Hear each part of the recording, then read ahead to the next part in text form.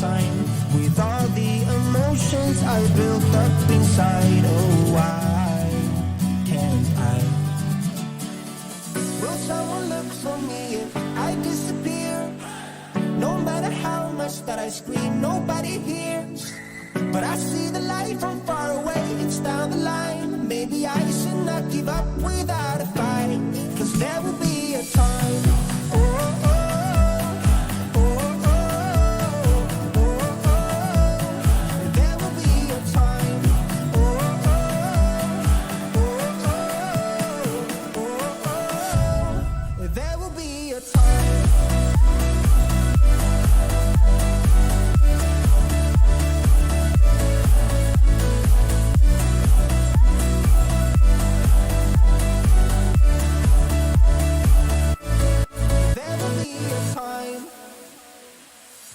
Sitting lonely in my room again, acting like I'm innocent.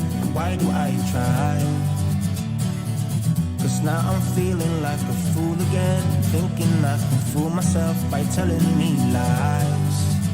When there's so many things that I keep in my mind, I hang around people I don't even like. If they can be happy and walk with a smile, oh, why can't I? Will someone look for me if I disappear? No matter how much that I scream, nobody hears. But I see the light from far away, it's down the line. Maybe I should not give up without a fight, 'cause there will be a time. Oh, oh, oh, oh, oh, oh, oh. There will be a time. Oh, oh, oh, oh, oh, oh. There will be a time.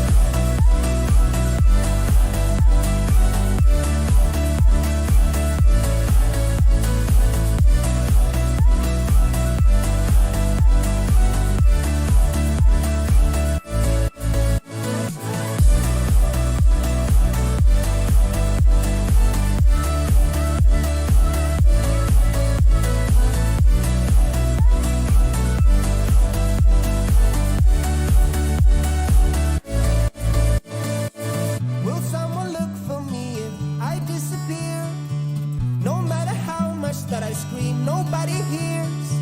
But I see the light from far away, it's down the line. Maybe I should not give up without a fight, 'cause there will be a time.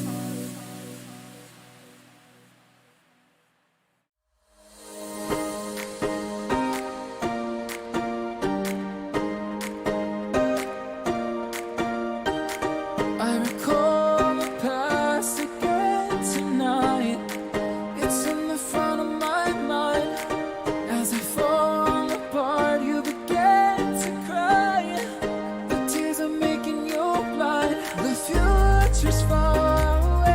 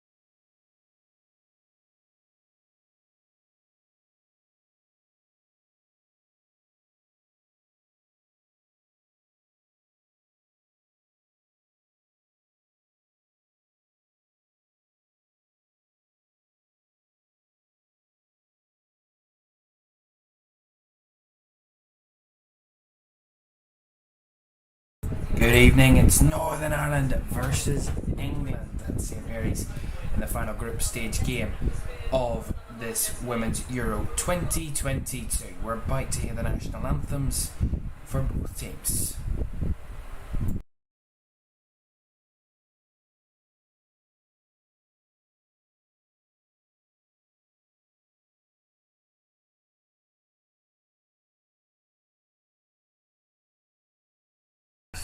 We thought we were, but we're not actually going to hear the national anthems.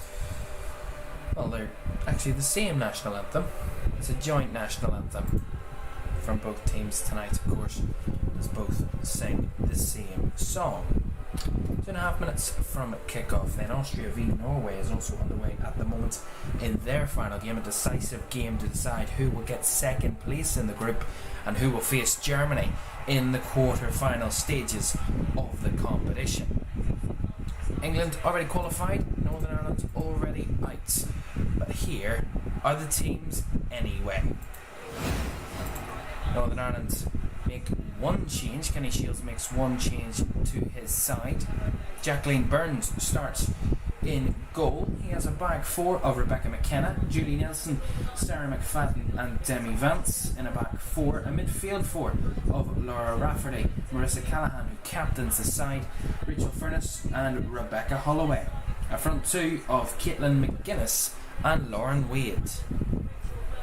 For Serena Wiegmann's England side, Serena Wiegmann not in attendance tonight after testing positive for COVID, but she names the exact same side from the previous game against Norway. Mary Earp starts in goal, a back four of Lucy Bronze, Millie Bright, Leah Williamson and Rachel Daly. A midfield defensive two of Ciara Walsh and Georgia Stanway. An attacking midfielder in Fran Kirby. And a front three of Lauren Hemp, Bethany Mead and Ellen White start up front for England.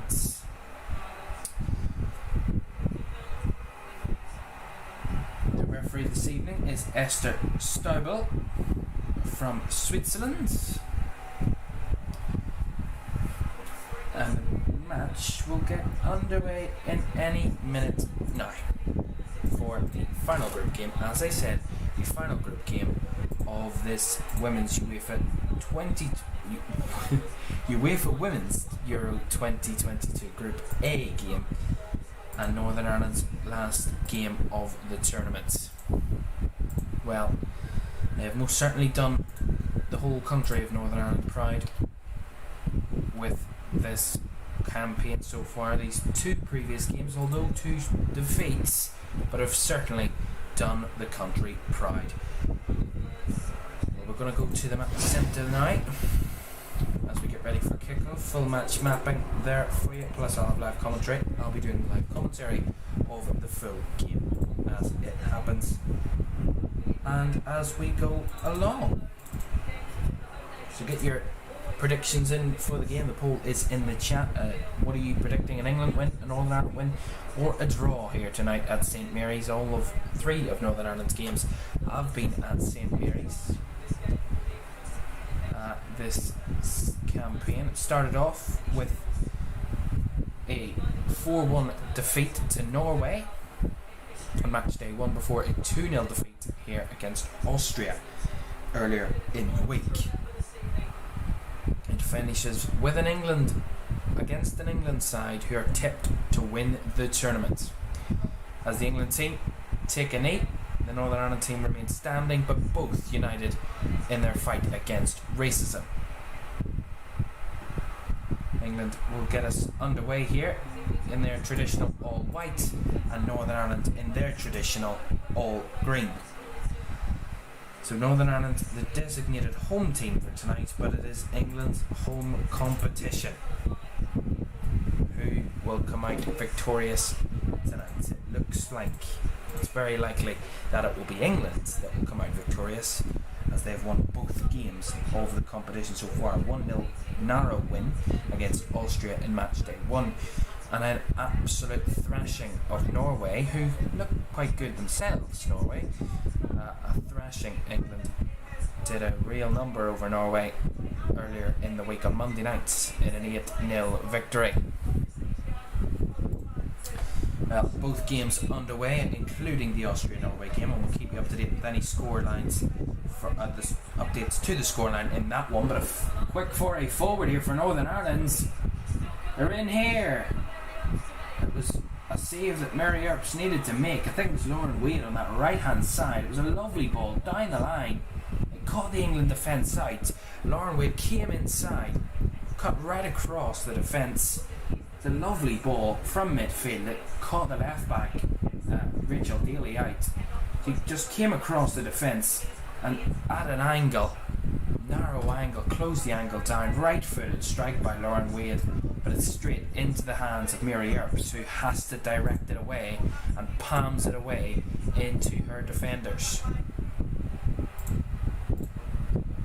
It's a nice interception. Well, it's not though. Caitlin McGuinness did take the ball, but it was a foul in the end. It says Caitlin McGuinness, but I think it's actually Kirsty McGuinness. Yeah, I have to say that again. Because that's Kirsty McGuinness, what I'm looking at, not Caitlin McGuinness. Yeah, so it's Kirsty McGuinness. Apologies. Kirsty McGuinness is playing centre forward for Northern Ireland, not Caitlin, her sister actually. Here's Leah Williamson for England. Finds his way through the middle, moving the ball up, finds his way to Stanway, now out left to Daly. England playing it around here. Under a bit of pressure there from Lauren Wade again though. Rachel Daly. She does deal with it this time and gets it back to Williamson. It's a nice link up in midfield by Fran Kirby. Now England on the break down the left. Nice ball over the top. Lovely ball wide to Lucy Bronze on the edge of the area. It's blocked off that time. Boots has to go back. Floated ball by Brights. Cleared away by Jackie Burns. Gets the ball away. But England, nice pressure from the hosts. Another ball out wide to Bronze. What can she do from here? Back to Stanway. Mead. Now Bright. Feeds it through, but let's go back to Williamson. Now out far on the left, but that ball's just a bit too much, and that'll be a Northern Ireland throw in. But it was nice play from England down that right hand side. It was Bronze, lovely ball by Bright, all on side, and it was two England players. I think it was Ellen White and Lauren Hemp who were pushing in there. White was battling with Jackie Burns, but Jackie Burns came out on top and punched the ball away from the danger zone in the end. But nice work from England early doors, as their assistant coach is in charge tonight, as there's no Serena Wakeman, as I mentioned. Of course, tested positive for COVID earlier in the week, or well, earlier today I think it was actually. Came through this afternoon. Bronze to Bright. Nice switch ball. Right to Hemp on the left. Nice link up with Kirby. Hemp again on this left. Cuts to the byline. Back to Kirby. To midfield to Millie Bright now. Stanway to Walsh. Now left to Hemp again. Lauren Hemp lifts it into the area. White with a header. Or was it Mead with a header? It's a handball claim. And it's an England penalty. The ball's down and, well, the Northern Ireland players are actually unhappy with that decision. They think that it shouldn't be a penalty. England's been given a penalty here by the referee. VAR will check it, of course. They're calling for Northern Ireland call for a handball, and then Stanway hits it straight at Rafferty. What can she do? What can she do? Seriously, referee.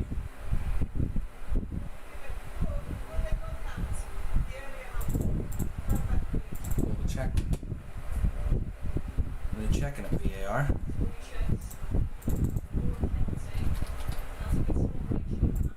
So VAR are checking the penalty. The referee give it on field, but it will be checked by VAR. What will they give? I don't think it's a penalty. Laura Rafferty's arms were down by her side. She couldn't have done any more to block off from that.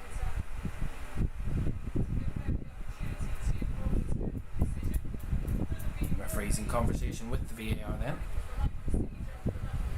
Make sure the right decision is made. Still awaiting the result of this check. Definitely been a high tempo start to this game here at St Mary's this evening.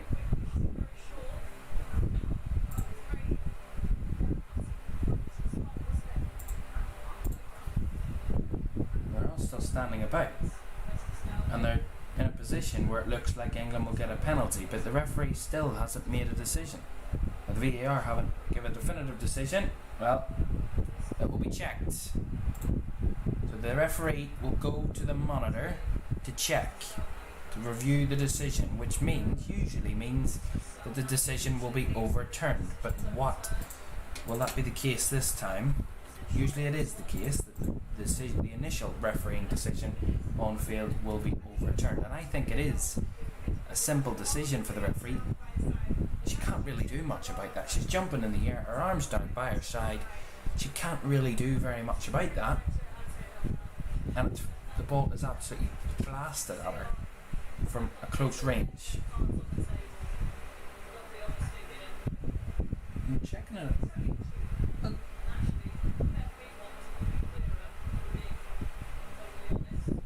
Well, they're actually looking at an England penalty before, or an England handball before that on Beth Mead. The referee's walking away from the monitor, and the decision is no penalty.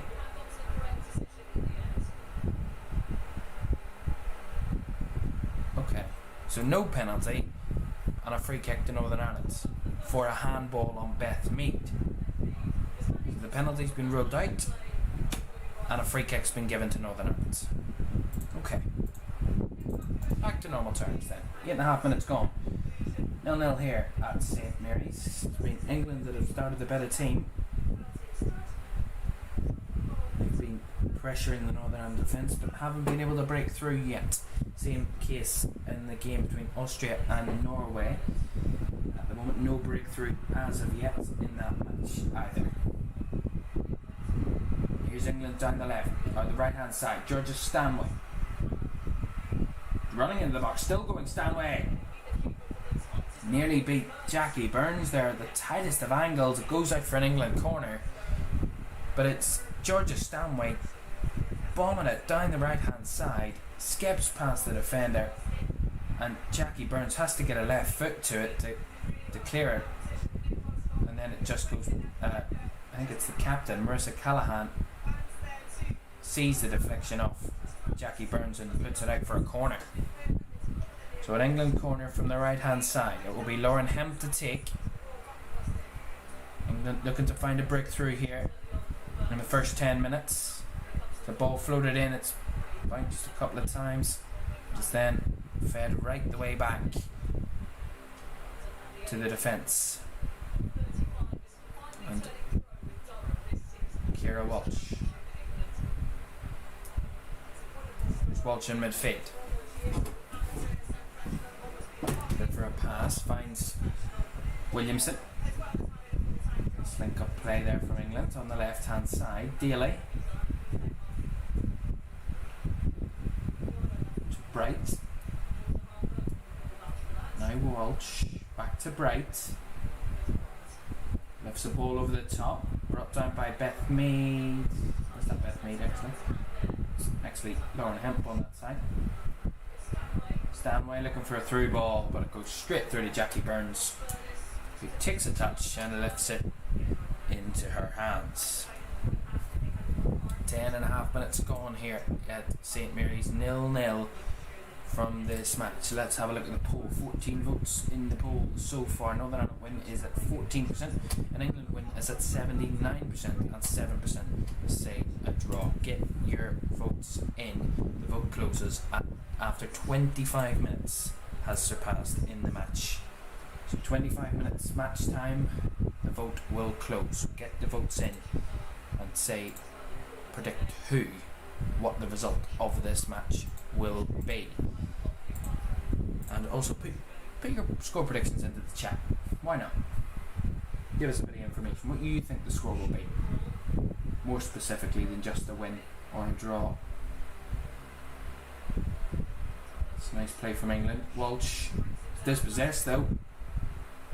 And it's a ball forward, a hopeful ball really, from Rachel Furness. Looking for Lauren Wade, but it's dealt with easily by England at the back. No real pressure in the end. England at 78% possession to Northern Ireland 22%. That's lovely work from Williamson. Nice Stanway.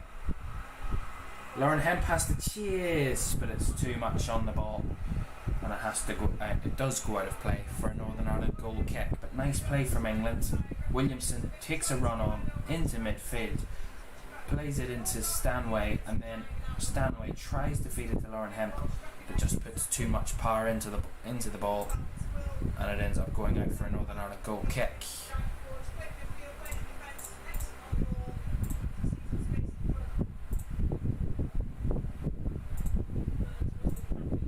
We're back tomorrow for another pre-season friendly game. Celtic against Blackburn Rovers at Celtic Park, live from 12:20.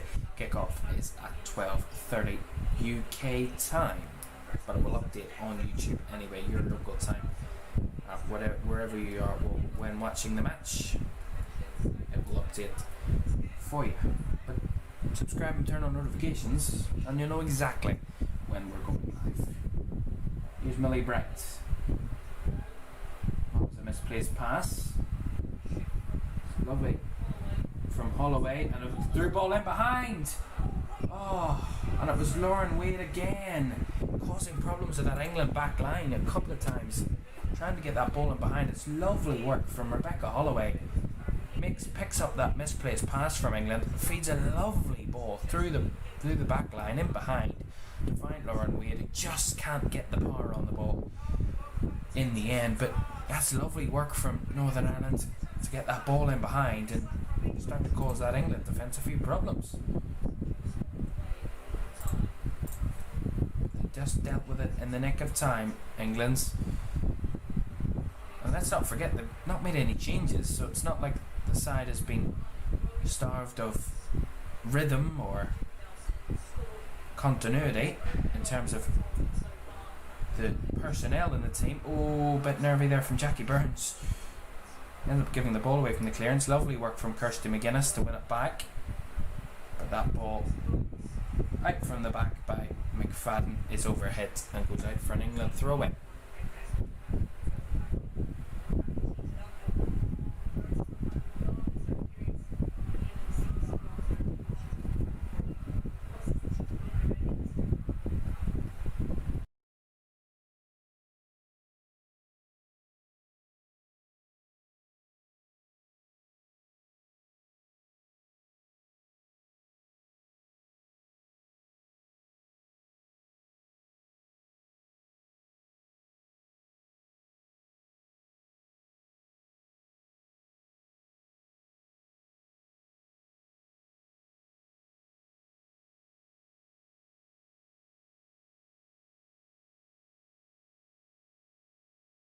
Northern Ireland 0, 15 minutes gone in this first half. Tomorrow from 10:30 in the morning on 5 Live, we'll have commentary on the deciding test match between Australia and England. Do join us as our coverage of the Open continues after that. England into the penalty area. Stanway, shot deflected, saved by Burns, but fumbled at that near post and cleared away to safety for a corner by Marissa Callaghan.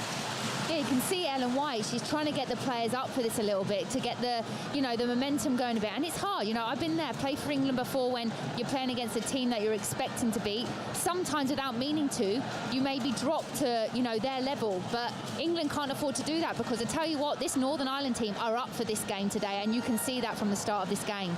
Well, nothing to lose whatsoever for Northern Ireland. They know they can't qualify, but they made history by even reaching Euro 2022. And they know they have a platform upon which to continue to grow the women's game in Northern Ireland. Trying to hold firm here. Hemp's ball into the area. Headed on and fired over. Just a couple of yards out by Beth Mead. It got a deflection on the way through. It's good defending by Northern Ireland. It's another corner to England. Yeah, it's all hands to the pump for Northern Ireland, no doubt about it. They don't make first contact, they don't pick up the seconds.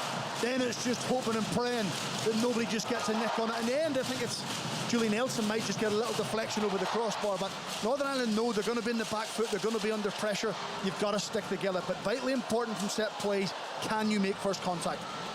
Goalless on 5 Live, but England pressing for this opener.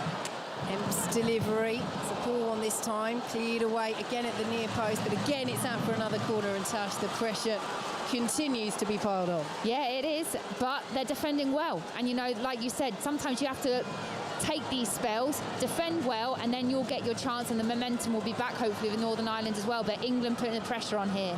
Well, the heights up from the back again for England. Millie Bright is lurking on the edge of the 6-yard box as Hemp once more swings this corner in. Burns got something on it.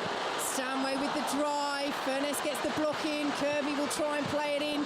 It's hooked inadvertently back towards her own goal by Rachel Furness. And there was a half appeal there. No surprise it was Beth Mead saying, hang on, that's a back pass.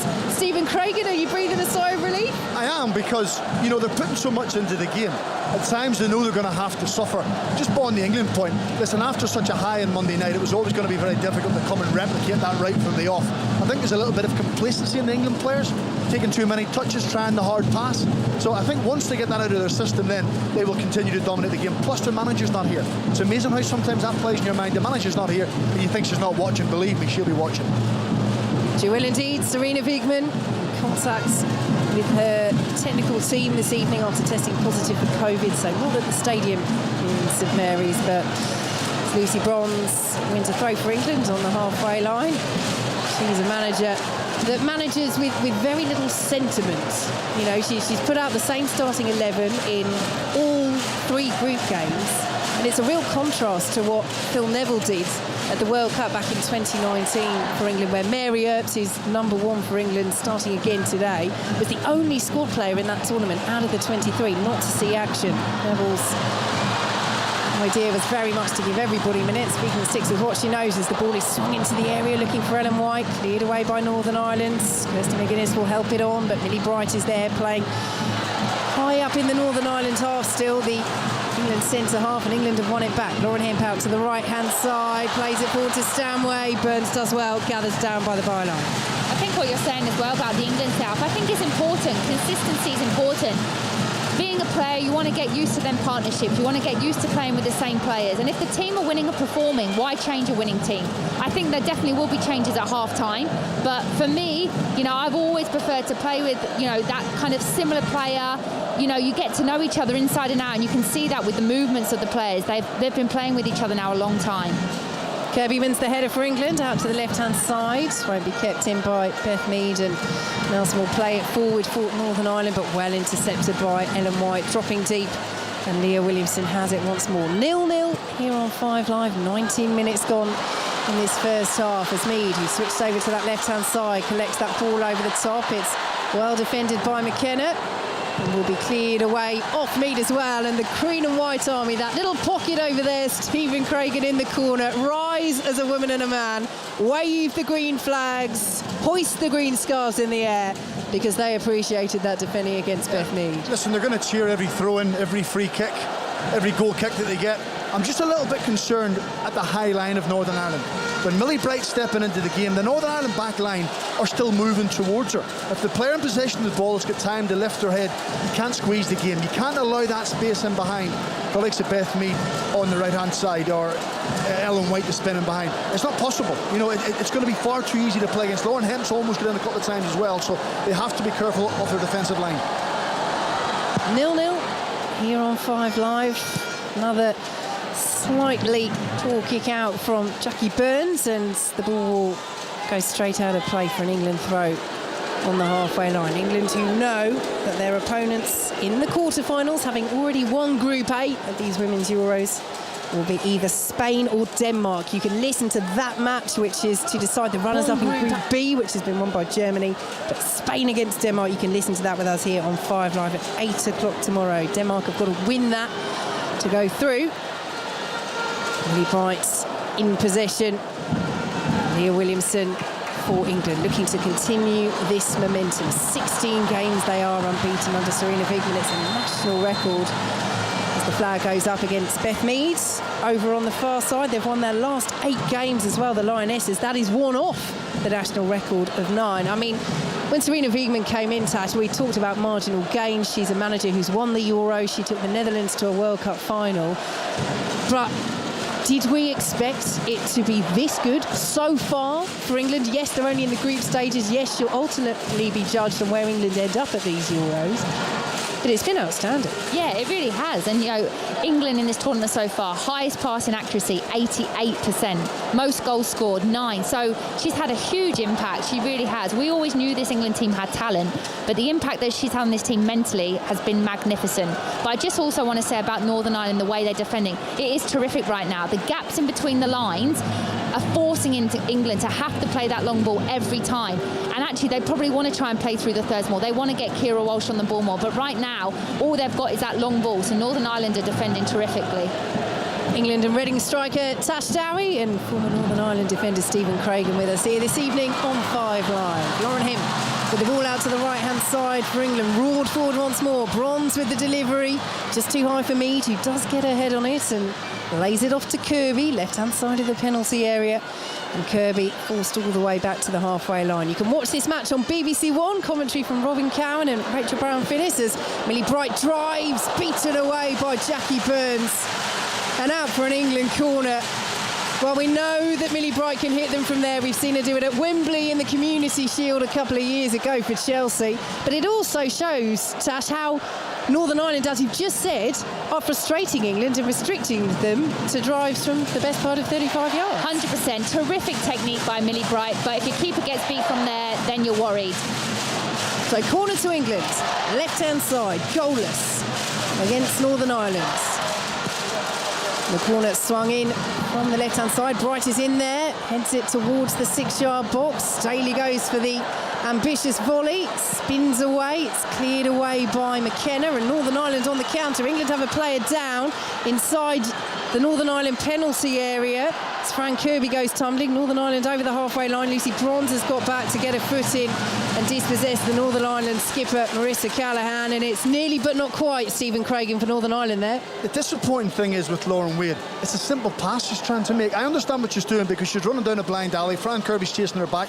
She's probably going to run the ball out of play. So check back into play, calm, composure, make a simple pass and keep the attack going. But they've turned the ball over when England were weak in numbers defensively. 0-0.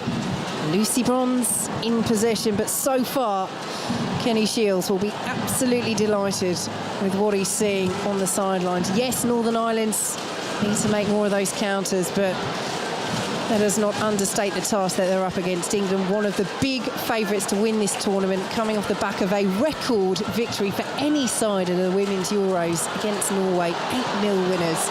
And coming forward now as Ellen White drags the shot towards goal, and it is just wide of that left-hand post. That was almost the moment there for Ellen White, looking to equal Wayne Rooney's record as England's all-time leading goal scorer.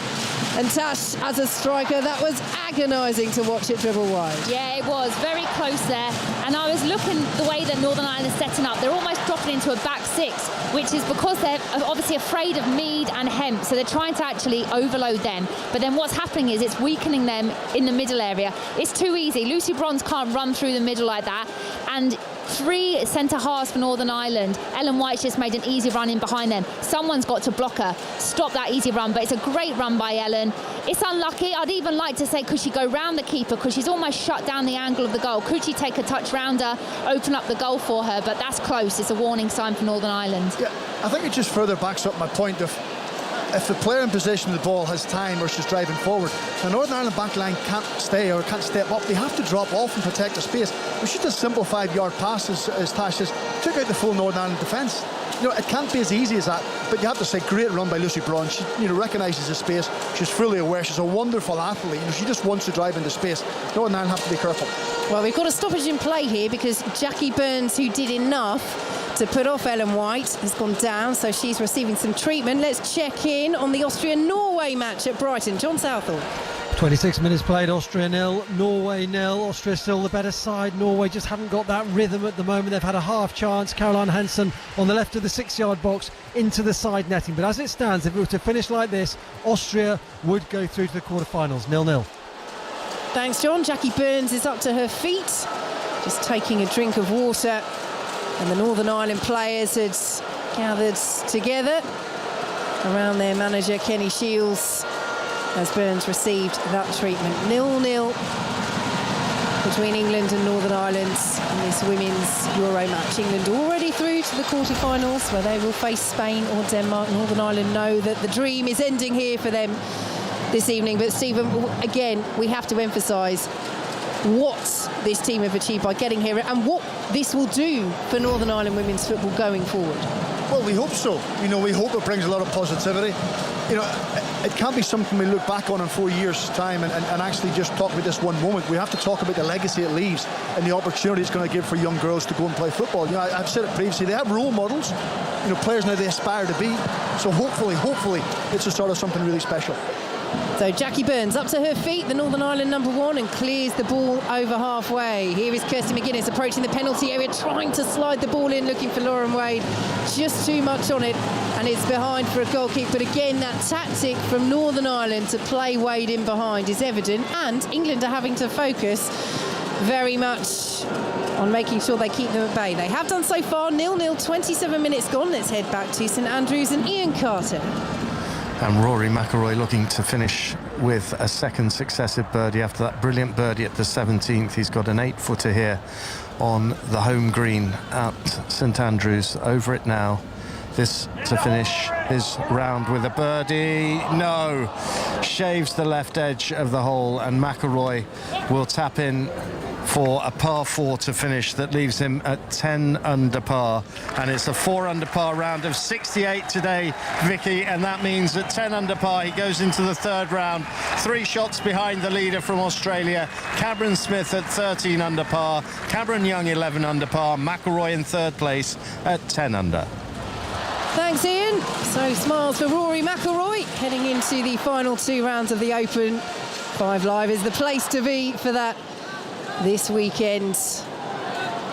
And a steady start here for Northern Ireland against England, but England into the penalty area. And Georgia Stanway making the run, trying the acrobatics and firing the shot just wide of the post. But again, Tash, they're just having to try different things. And people listening might think, well, Norway were 11th in the world rankings. They're just 3 places below England, and England was 6-0 up against Norway at half-time. What's the difference here with Northern Ireland? But Northern Ireland are just setting up in a completely different way, and they're not making the mistakes in terms of being aggressive down the flanks and leaving the space at the back that Norway did. Yep, and I think the mindset as well. The Norwegian team aren't used to losing. Secondly, the Norwegian players play for Barcelona, Lyon, Chelsea. So their mindset is slightly different to this Northern Ireland team, if we're being honest. This Northern Ireland team have come here today to cause an upset. And you can tell that today. They are so up for it. Their organisation right now, the only way England right now are going to score a goal is either through a bit of magic or through Northern Ireland tiring, because there is no gaps for England to play in. I'm watching it now. The Northern Ireland players are getting tight. They're not letting him turn on the ball. They know what England's strengths are. It is a magnificent opening 30 minutes by Northern Ireland, and England really need to up their game now if they're going to get back in or get into this game. 0-0, half an hour played here at St Mary's. England in possession, playing from left to right in the white shirts, the white shorts, and the crimson and orange socks. Northern Ireland in the green shirts, the green shorts, and the white socks, and the green and white army keeping up their supports in that little pocket over on the far side of the stadium here at St Mary's as Millie Bright picks it up for England. The thing that frustrates me a little bit watching this with Northern Ireland is why didn't they do this in the other two games? You know, if they actually had this set up and how comfortable they are in the defending, I think they actually had enough going forward to create more. They're so disciplined right now against this England team, who are probably the most informed team in this tournament. It's a little bit actually frustrating that it's taken to this point where it's up against England, they've got nothing to lose, that they have this shape and organisation. Poor ball by England, throw to Northern Ireland, midway inside their own half. Stephen Craigan, why is that then? Why are we seeing this performance from Northern Ireland today? Pressure's off, is it as simple as that? Do you know what? Sometimes fear inspires you a little bit. And the Northern Ireland players will have watched England win 8-0 and thought, if we're not on our game or we're a little bit loose or we're off it, then we could get absolutely hammered tonight. So sometimes that comes into your thinking and suddenly your concentration level becomes a little bit more, your energy becomes a little bit more. But exactly as Tash, why did they not do it previously? I don't know, it's not a question I can answer, but certainly tonight they've been a lot more impressive. Lucy Bronze has the ball for England, but the referee has given a free kick to the Lionesses. Further forwards, Beth Mead going down, so good position this for England, 30 yards or so out, just in between the right-hand edge of the D and the right-hand edge of the penalty area. Beth Mead has picked herself up, and England, still looking for the breakthrough, will have a set piece, and we know how dangerous their dead ball specialists are. Beth Mead and Lauren Hemp stand over it, the three-player Northern Ireland wall, just on the edge of the penalty area, as referee Esther Staveley moves away. 0-0 here on 5 Live. England already through to the quarterfinals at the Women's Euros. Northern Ireland making their major tournament bow. Will not progress to the last 8, and that caused an upset against England as Mee plays the ball into the area, and the header is just wide. It was a brilliant run by Lucy Bronze. She met it on the edge of the 6-yard box, but she can't find the back of the net. Got to score.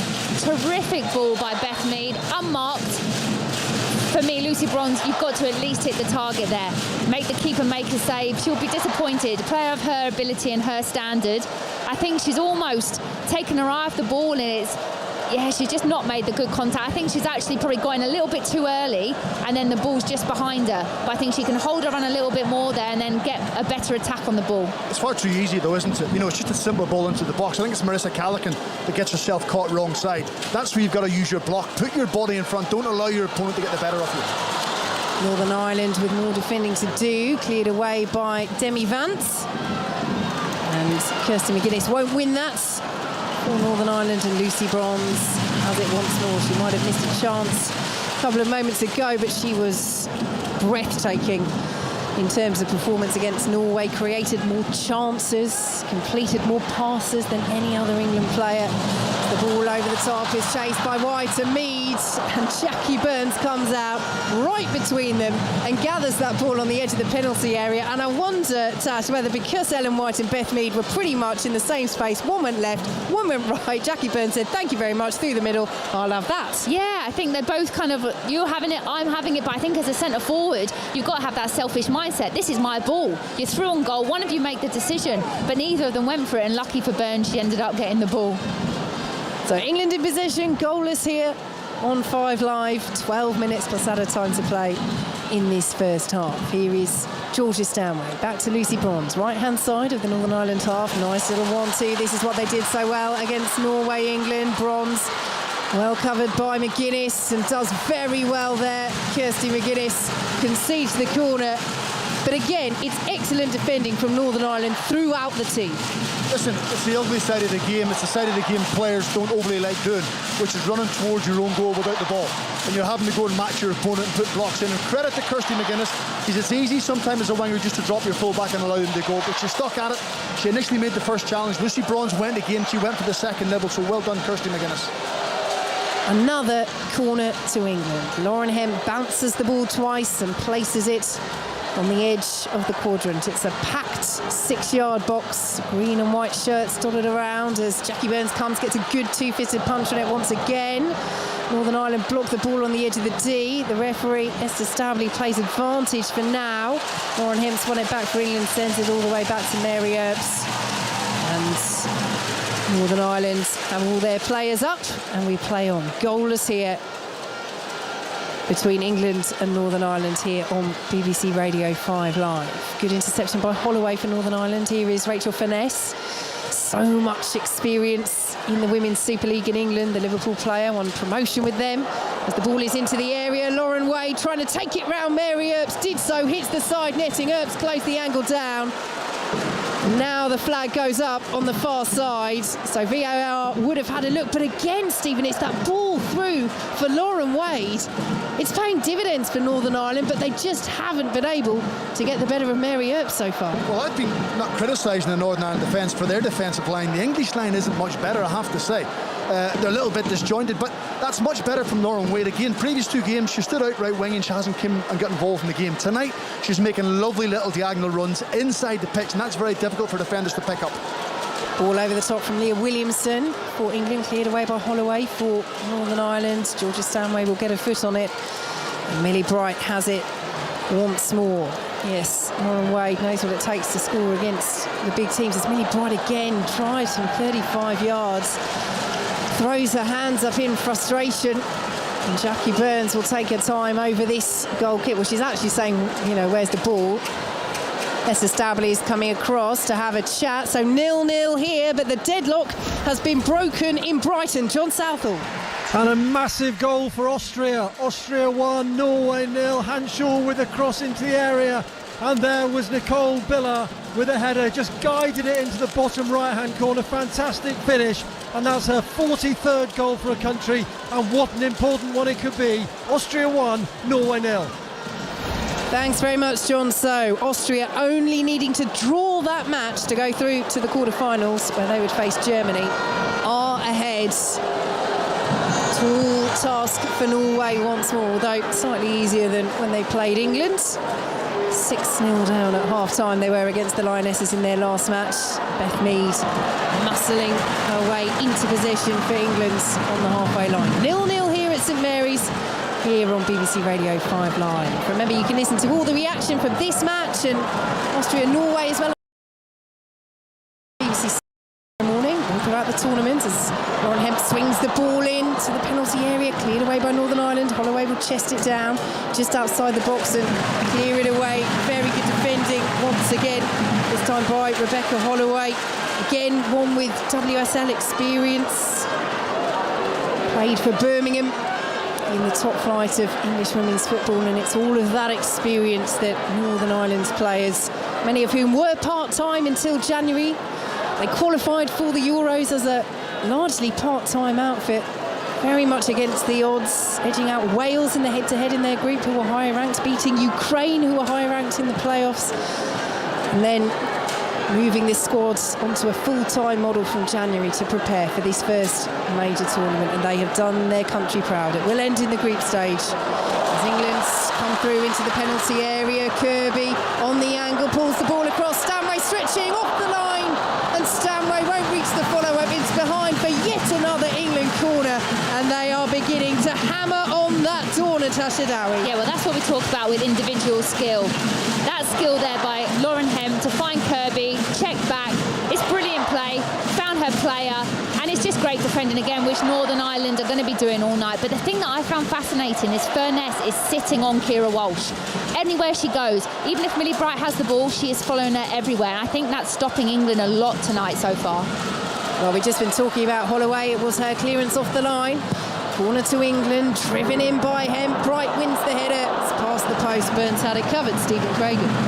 Listen, you know, this was always going to be the pattern of the game. Northern Ireland hanging on, right in their luck, getting players behind the ball, blocking things in the line.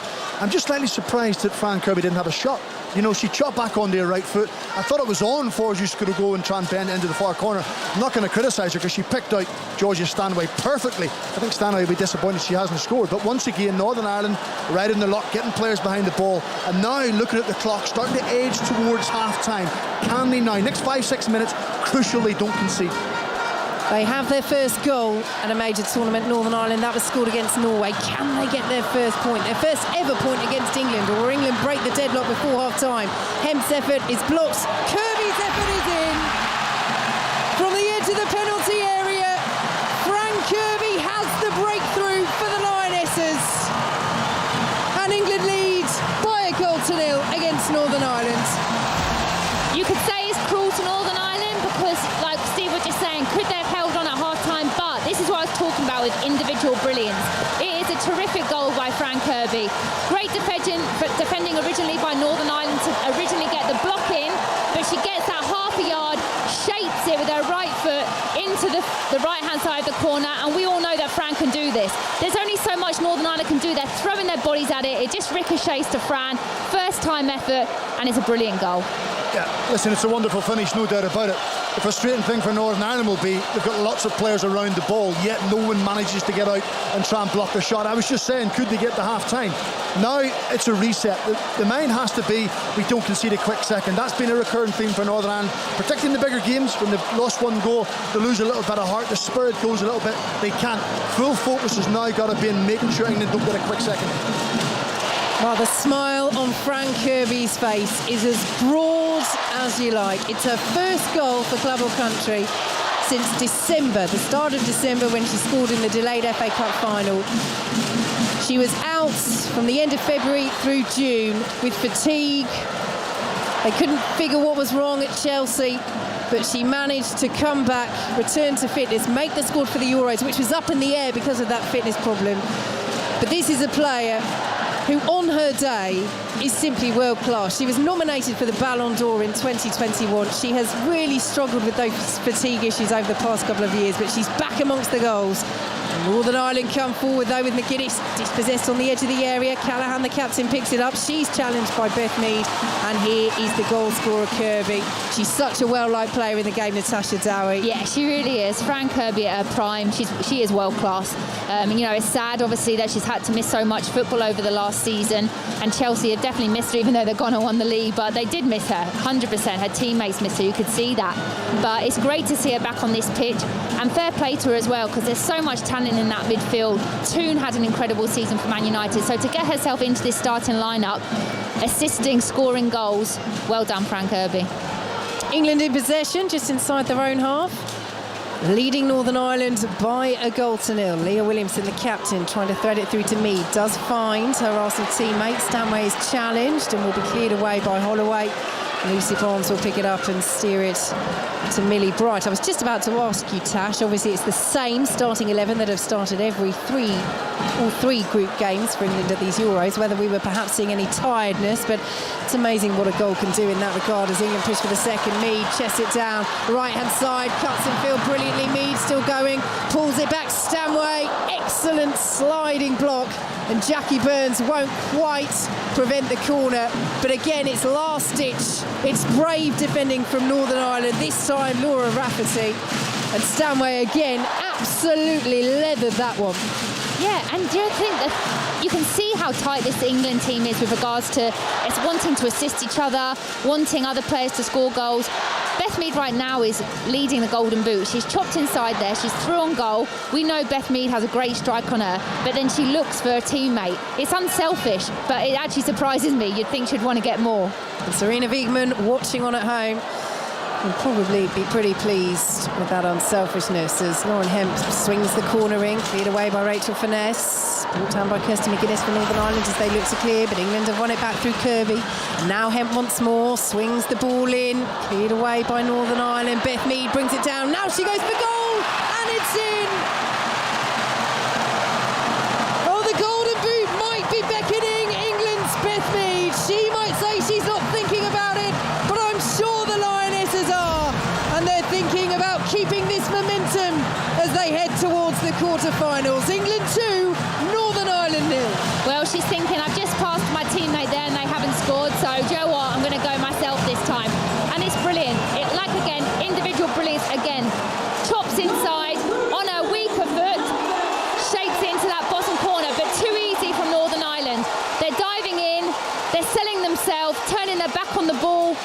makes really Meade's decision easy. You know, I love the effort by Northern Ireland, but it's quite a similar situation here.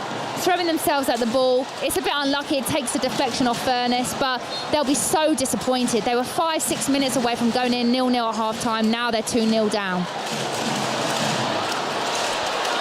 Yeah, it's that mindset that when you concede a goal, you've just got to shut up shop. You know, the girls should be looking at the clock and thinking we're almost there. Let's not give ourselves a mountain to climb. Listen, it's tough at the best of times, but it's certainly a dreadful time to concede a goal. But again, second phase of a set play, how often do you see it? Northern Ireland win the first contact, then they switch off, and England do what they do. They're a good quality side, and they pick up the scraps. Well, they have on a free kick, Northern Ireland, a third of the way inside the England half as we enter 4 minutes of added time. Swung forward by Vance, powerfully away by Lucy Bronze, and will be picked up by Lauren Wade. Still just inside the England half, plays the ball forward, laid off by Furness. Wade will chase, good sliding challenge by Rachel Daly. And it's out for a throw to Northern Ireland, who trail England by 2-0 here on 5 Live at St Mary's. And just going back to what you said, Stephen, I mean, you said moments before Beth Meade scored, they can't afford to concede twice in quick succession. But how much is that about positive play from Meade as much as it is from Northern Ireland being weak defensively in that situation as England clear the ball away from outside their own penalty area? Listen, it's very good play. You know, it initially comes from Beth Meade down this right-hand side when Rebecca Holloway allows you to chop back inside their left foot. Here come England once again down the right. Here is Beth Meade, found by Lucy Bronze. Meade back to Bronze, very well marshalled by Kirsty McGuinness, and the free kick actually goes against England. They were appealing against McGuinness, but it was very good defending there, and she's really put in a shift. Kirsty McGuinness, she wants to be further up the pitch, she wants to be helping Northern Ireland in England's penalty area, but every time England come forward, she's getting back, she's working so hard, and she's being effective. She is, but I think it's actually impacted her the other way, because when she picks the ball up in the England half, she looks as if she doesn't have the energy or the conviction to go and really make something happen. It's almost looking ahead and thinking, there's no one there, I'm going to have to run myself, and the energy levels will be running low, so Kenny Shields will have to make a substitution sensibly. Approaching half-time, 2 minutes of added time to play.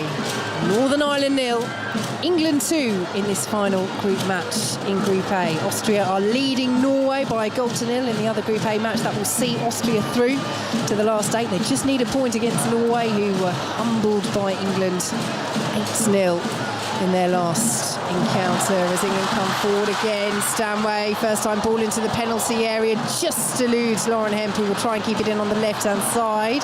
Didn't look as though she had done, and Esther Stauberly says yes, it is a throw to Northern Ireland. And we have 90 seconds of added time to play. It's excellent play by Stanway again, isn't it? You know, she's not a midfield player who stands and watches the game.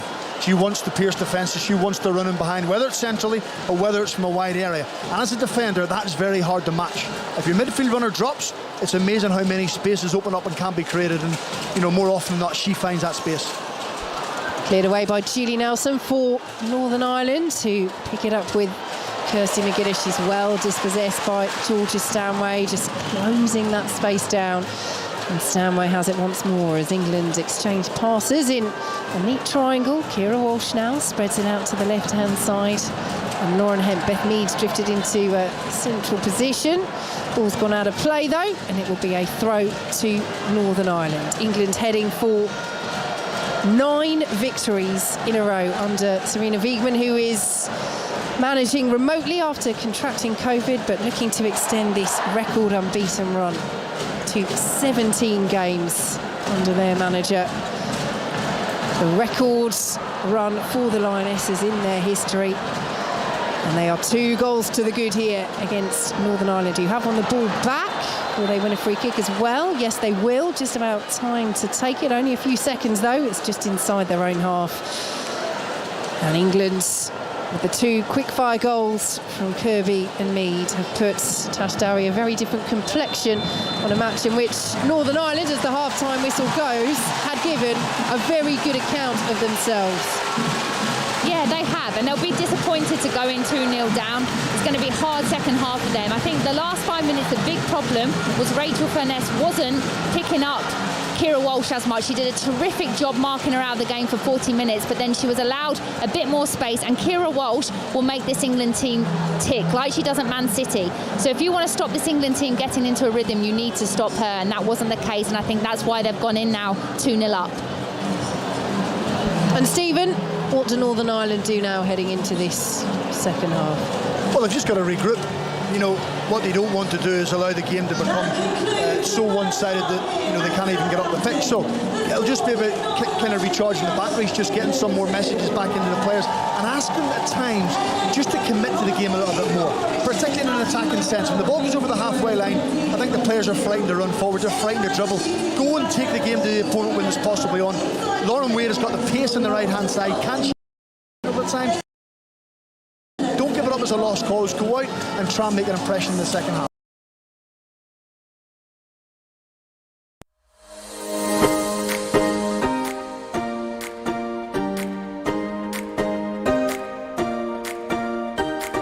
I recall the past again tonight.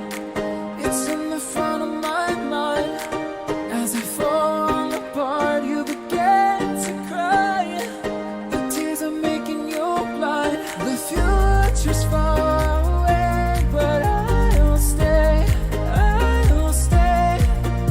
Just take a leap of faith. We'll find a way for you and me. Can't look back and run from what I feel inside. There's no more time to hide, because I feel again. I feel again. Oh, now I feel again. We're bringing this back to life.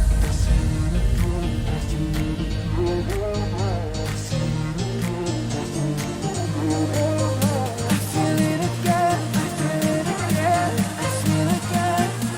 We're bringing this back to life.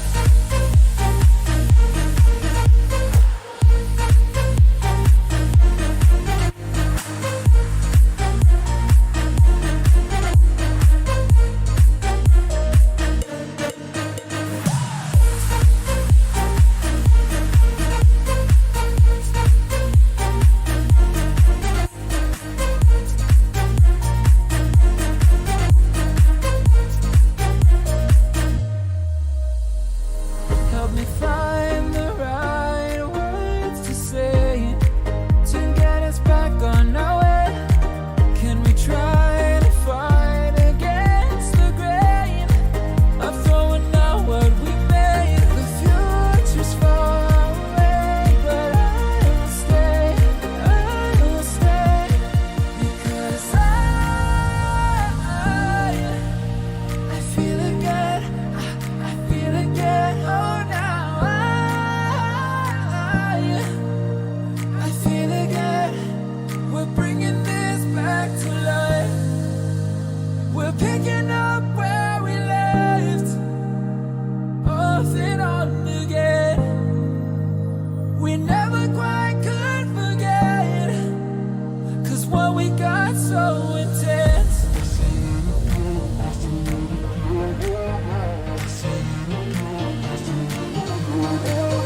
I feel it again. I feel it again. I feel again. We're bringing this back to life.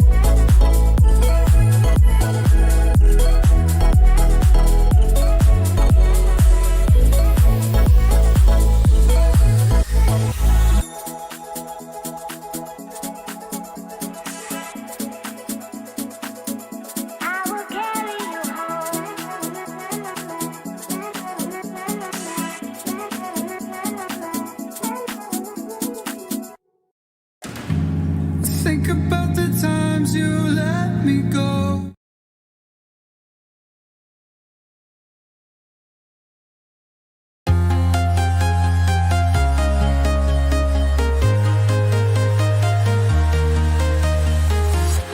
I'm walking alone, the streets are empty.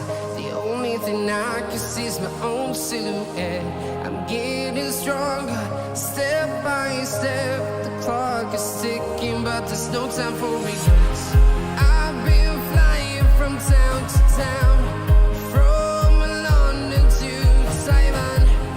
I've been all around the globe trying to protect your soul. We are heroes tonight. We will fly above the sky. We are heroes tonight. Yeah. We are heroes tonight. We will fly above the sky. We are heroes tonight.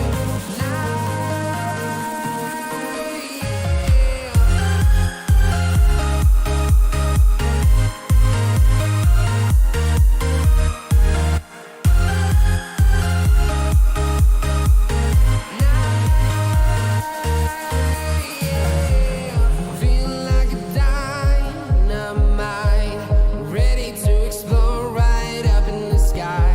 I need you to listen, I need you to hear, and don't show any fear. I've been flying from town to town, from London to Taiwan. I've been all around the globe trying to protect your soul. We are heroes tonight. We will fly above the sky. We are heroes tonight. Yeah. We are heroes tonight. We will fly above the sky. We are heroes tonight.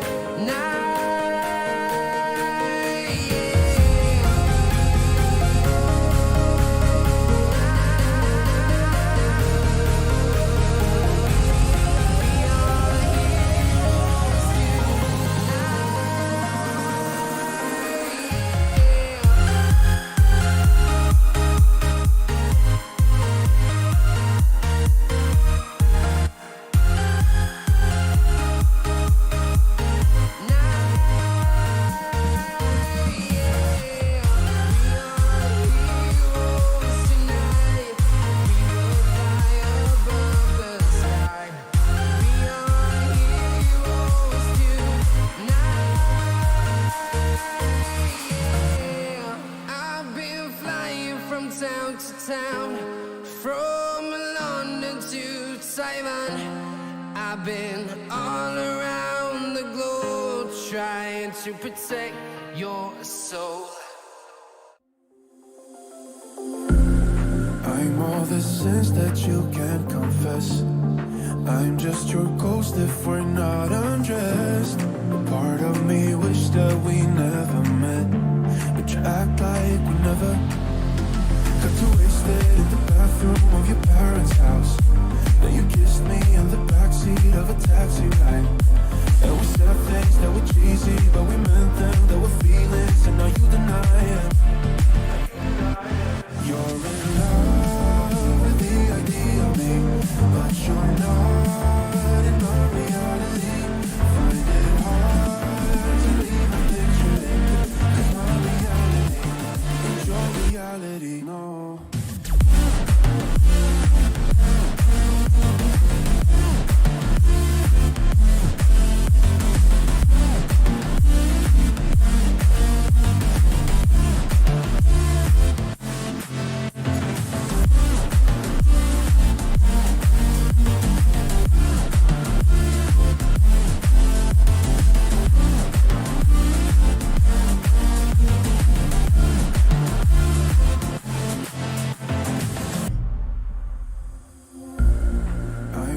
sins that you can't confess.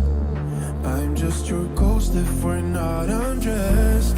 Part of me wish that we never met, but you act like we never. Got too wasted in the bathroom of your parents' house. Then you kissed me in the backseat of a taxi ride. And we said things that were cheesy, but we meant them. There were feelings, and now you deny it. You're in love with the idea of me, but you're not in my reality. Find it hard to even picture it, 'cause my reality ain't your reality, no.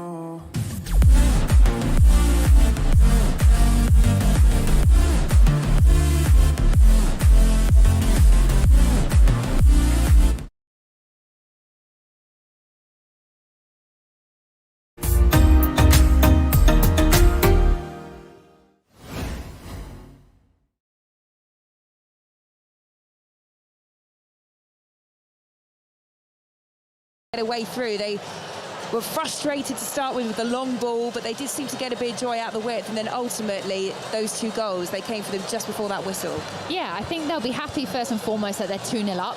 So now they can afford to make these changes. Greenwood coming on, Russo coming on, Toon coming on, which we thought we would see in the second half. But I actually think they'll be very disappointed in that first half performance, and I actually then think that's why these subs are being made. You know, no one's got really a starting spot in this team. I know the team hasn't changed, but there's some really tight competition. Kirby v Toon. I think even in the wide areas, you know, that's up for grabs. Russo and White, I think they're fighting for that number 9 spot. So these 3 coming on right now will know they've got a massive 45 minutes to try and get themselves into that starting team, because the performance wasn't that great in the first half by England. Yeah, huge second half ahead. Both sides in huddles, a cluster of green shirts and white shirts just separating now. Those final few exchanges, be fascinating to see what they're saying and how that plays out in the second half. So with that, I'll hand you now to take us through the second 45 to Natasha Dowie, Stephen Craigan and our lead commentator, Vicky Sparks. Thanks, Emma. So, confirmation of those changes. Alessia Russo, Alex Greenwood and Ella Toon coming on. Ellen White, Millie Bright and Georgia Stanway making way. So Ellen White will not be equalling Wayne Rooney's all-time goal-scoring record for England this evening. Russo given another chance to impress, having scored her first goal at a major tournament from the bench last time out in the 8-0 win over Norway. So we are back underway, no changes for Northern Ireland at the break, and England, it is in possession, playing from right to left in this second half, leading by 2-0. Already qualified for the last 8, where they will face Denmark or Spain. Northern Ireland know they can't progress, but looking to end their major tournament with something to cheer about. A goal, they've already scored their first at a major tournament against Norway in the opener, or a performance very like the one they put in the first half against England, barring the final 5 minutes of that first half, in which Kirby and Mead both scored to give England this 2-0 lead. So England's in possession. Here is Alex Greenwood, who's come in at centre-half today, having come in at left-back in the last match against Norway, and she's given the ball away straight to Lauren Wade, and Daly trying to get back to help out has slipped, and Wade is still going, tries to feed Kirsty McGuinness on the left-hand side, and Lucy Bronze holds her line very well, comes across, gets there ahead of McGuinness, but Stephen Craigan, England almost playing themselves into trouble inside the opening 60 seconds of this second half. Yeah, they've been a little bit sloppy at times. I think Tash was right what she said about making the substitutions, just to try and inject a little bit of life. But I mean, that was a prime example for Lauren Wade. I never thought at any stage she trusted herself or believed she was going to get past Leah Williamson and get a shot off. Whereas that's an England player, it's head down, go for goal, isolate an opponent, go 1v1. Just a little bit more conviction.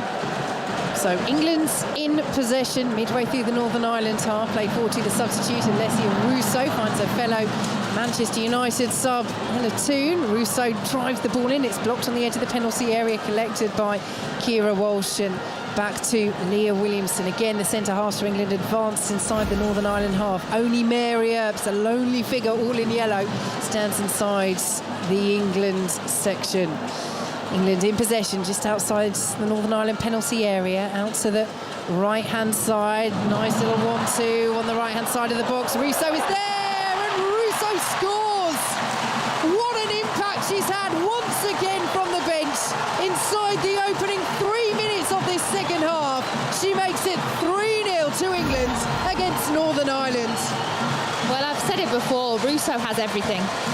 She's strong, can hold the ball up, can make runs in behind, she's quick, she's terrific in the air, and that is a beautiful team goal. It really is. 1-2 touch, out wide. You know, it's beautiful here. Hemp gets the ball, little 1-2 with Toon. This chip ball, by the way, just holds it up, and to redirect that, to get above it and redirect that back, because the goalie's obviously moving across the goal and she's redirected it back. It's a terrific goal, it really is. Disappointed again by Northern Ireland, and it's hard. They come out here, they're 2-0 down. You see Russo come on, you see Toon come on, you see Greenwood come on, and you know they're going to be fresh.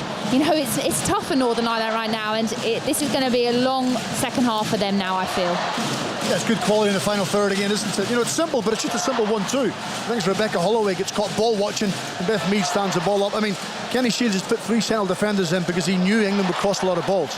Disappointing thing is you have 3 central defenders and the England player scores. And they're coming forward again. Lucy Bronze down to the byline, pulls it back across, and Jackie Burns just smothers at the feet of Lauren Hemp. So let's take you through the lineups. Burns in goal for Northern Ireland. The back 5 of McKenna, McFadden, Nelson, Vance and Holloway. Ahead of them it's Finesse, Callaghan the captain, and Rafferty making her major tournament bow at her beloved Southampton, with Lauren Wade, who's looked dangerous on the counter on occasion for Northern Ireland, and Kirsty McGuinness up front, although McGuinness has done a lot of very good defensive work for Northern Ireland as well, trying to stem the tide of the Lionesses, who lead by 3-0. They have Mary Epps in goal. The back 4 now of Lucy Bronze, Alex Greenwood, Williamson the captain, and Daly. Ahead of them Walsh and Toon, with Mead, Kirby and Hemp supporting Alessia Russo up top. And it'll be interesting to see how that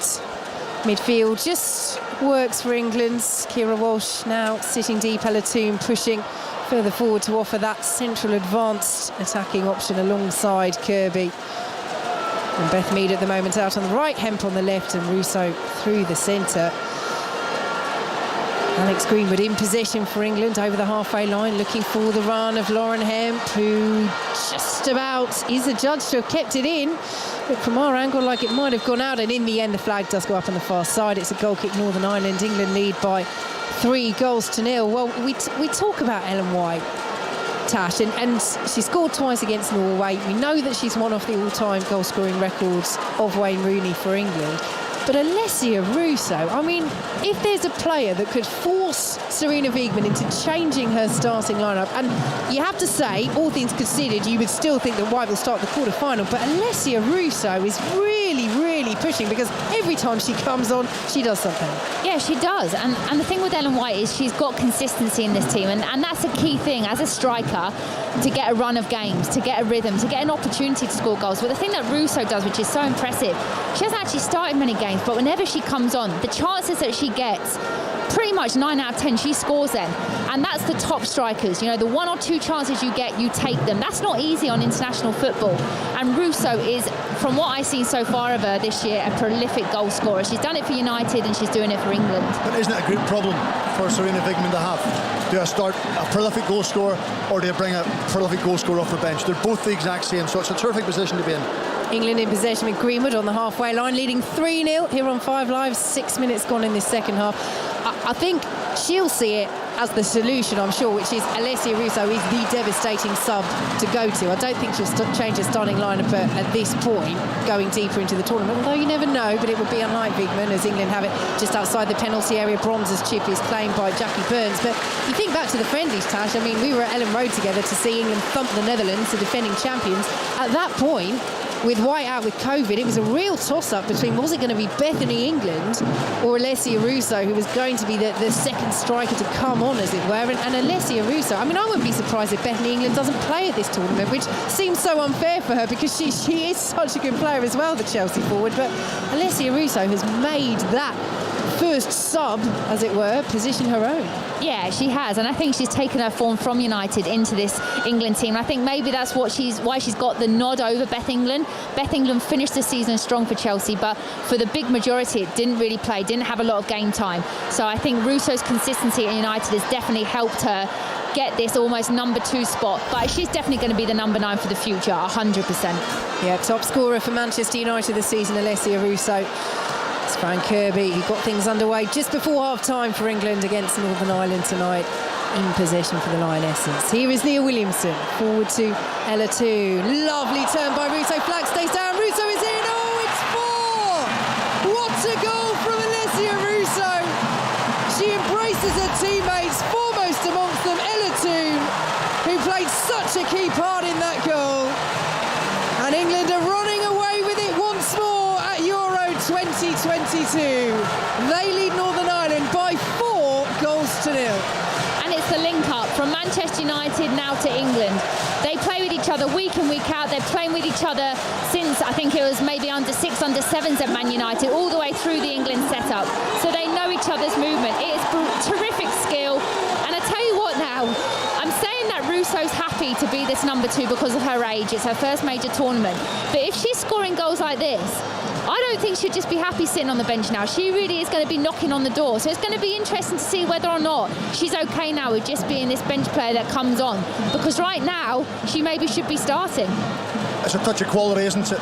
You know, how she takes the ball, she receives the ball with her back to goal, manages to manipulate the ball around, face up the goal, but then have the composure. You know, how many young strikers get into that position and they panic and they want to slash at the ball. She just calmly puts it in, but Northern Ireland now starting to look a wary team. It's amazing how goals can suddenly change body language and change mindset. They have to be really, really careful. This could get worse. England in possession on the right-hand side. Lucy Bronze loses out to Kirsty McGuinness. England win it back, and Bronze has space to burst down the right. Russo on a hat-trick, waiting in the centre, cleared away well by Julie Nelson for Northern Ireland. Helped on by McGuinness on the edge of the penalty area, and Walsh will get a head on it for England as Williamson brings it down. The Lionesses with their tails up once more as Lauren Hemp brings it down on the left-hand side, cleared away by McKenna for Northern Ireland, but Daly will pick it up again. That turn from Alessia Russo was gorgeous. Absolutely gorgeous. England coming forward. Tash Dowie's thoughts in a moment as that ball will bounce into Jackie Burns. Does she take that touch, that turn, dragging the ball with her on the edge of the area? Does she finish so coolly because she's just stuck one in the back of the net 5 minutes before? Yeah, it definitely helps, doesn't it, as a striker, confidence-wise, when you just banged a goal in.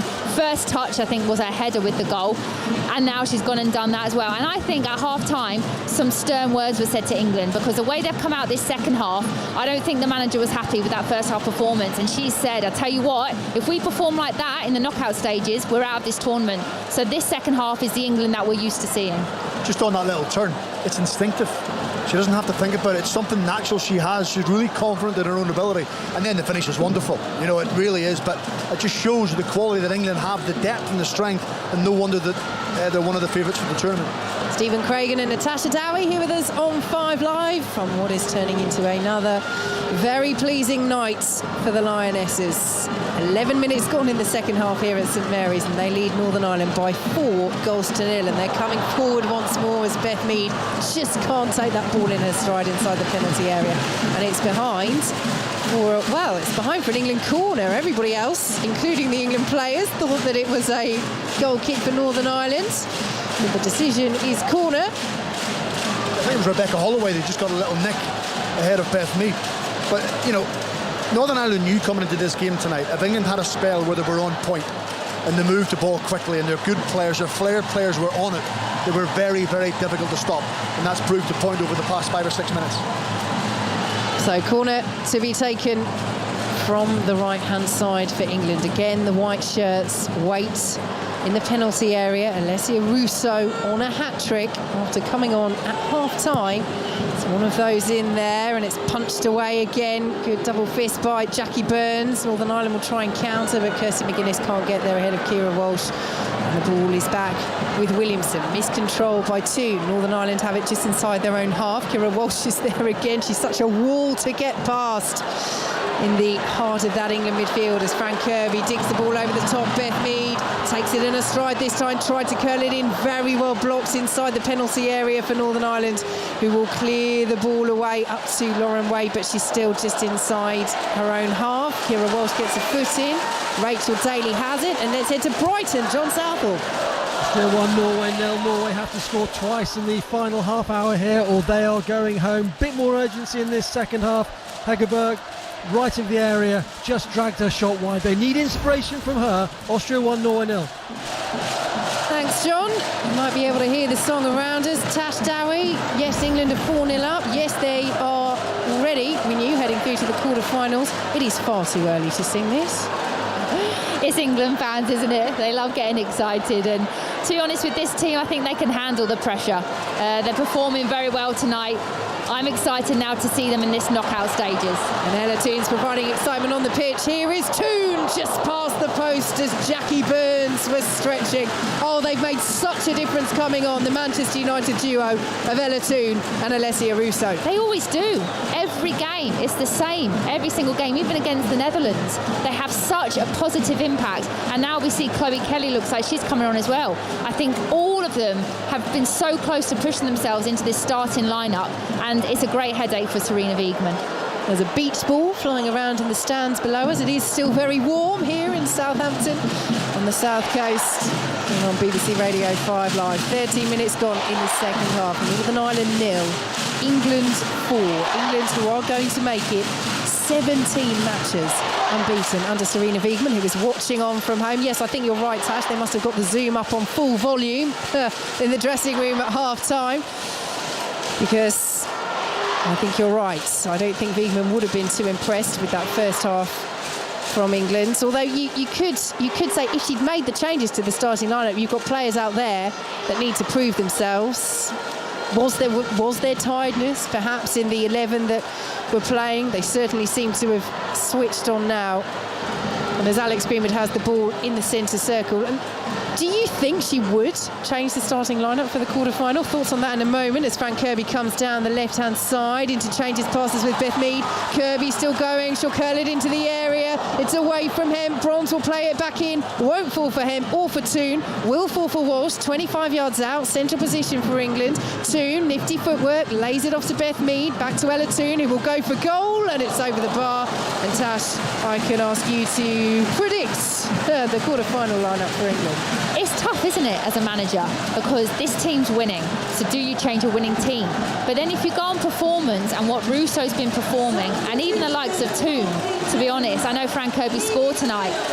It's tough, it really is. I don't see her changing the starting 11, but she is so fortunate that she has got these players that are coming off the bench and changing games for her week in, week out. So when it matters, when it comes to the knockout stages, and it's going to be tighter games, it's going to be tougher games against the likes of Spain, she has those players that are performing and can come on, score goals, assist. So that's great for her. England have made another change. Half an hour to play, 4-0 up against Northern Ireland. Chloe Kelly has come on for Lauren Hemp. As Julie Nelson clears away at the back from Northern Ireland. And even the substitutes are predictable, aren't they? I mean, it's the same players, bar Jill Scott, that came on against Norway. Slightly different order.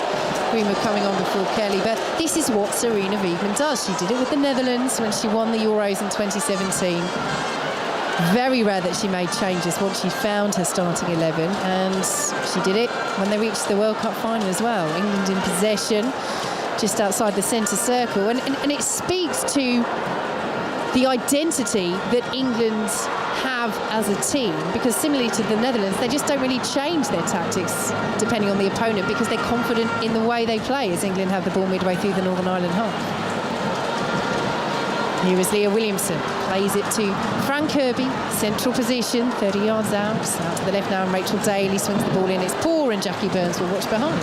What I would be interested in, though, I know she doesn't change the team a lot, if this England team maybe weren't performing, or let's say they lost a game, would then she change the team? But right now, because she's won every game, you know, you don't change that team. But come the knockout stages, let's say maybe, you know, or even before, obviously, where they'll be knocked out of the tournament. But it would have been interesting just to have seen the build-up to this tournament. If maybe they'd lost a game, individuals hadn't have played well. I mean, Rachel Daly, to be honest, she's kind of forced herself into this team. Alex Greenwood was, you know, Demi Stokes even, like, you thought maybe she'd be the fullback. So I don't necessarily think she's got a fixed mindset on a certain team, but they have been performing, so they've made her life easy for her. But it also adds an edge to the subs coming on during the game, because you think, I want to catch the manager's eye, I want to show what I can do, I want to be part of this atmosphere in these big games, so it just strengthens it the whole way through.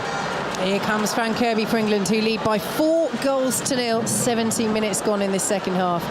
Here on 5 Live, Northern Ireland preparing to make 2 substitutions. Kelsey Burrows and Abby McGee are waiting to come on, as Lucy Bronze has it on the right-hand side for England. Nice touch by Toon, who is dispossessed. We'll come back all the way to Alex Greenwood. You touched on Greenwood there. I think the frustration for Greenwood is she looked set for the centre-half role, didn't get a chance to show what she could do at left-back, and then Serena Brigman played Williamson there instead, as Northern Ireland almost allow Russo to get it in the penalty area. Bronze is dispossessed. The shot scooped in the end by Toon is gathered by Jackie Burns. Yeah, I think Greenwood's been really unlucky this tournament. She's been terrific for Man City this season. Her passing ability, set pieces as well, is magnificent.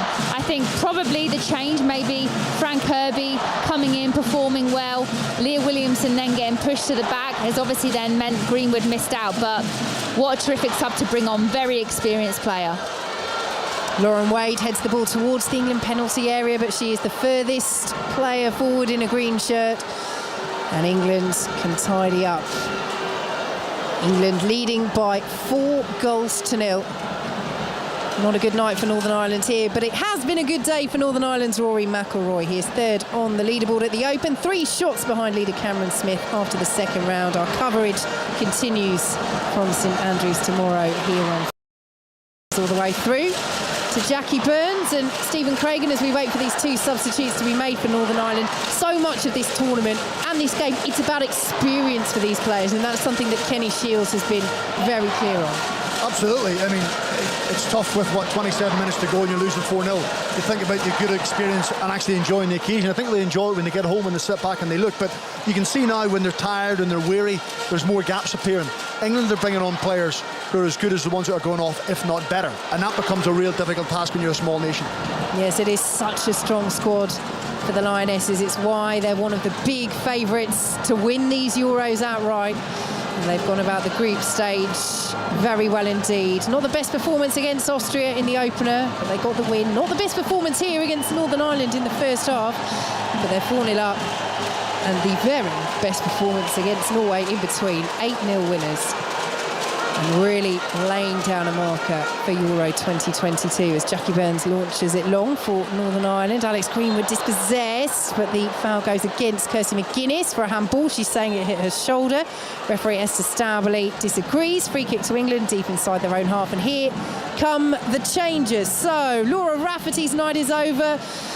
It's not a scoreline she'll enjoy, but I'm sure she's enjoyed the occasion. Part of this Northern Ireland side playing in front of the biggest crowd they've ever played in front of at her beloved Southampton. She is coming off and replaced by Kelsey Burrows, and Rebecca Holloway makes way as well.